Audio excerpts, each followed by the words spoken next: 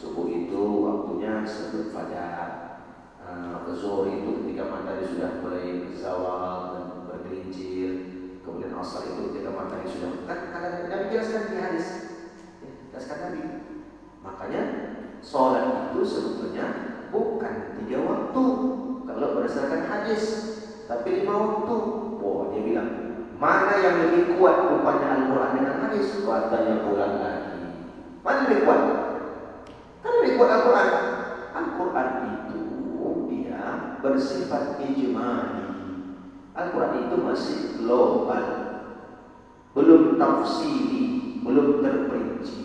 Hadis Nabi lah yang menjadikan dia tafsiri, terperinci. Nah, ya. Maka nggak cukup berpegang kepada Al-Quran saja, lihat hadisnya. Ada hadisnya. Hadis itu kalau dikatakan dalam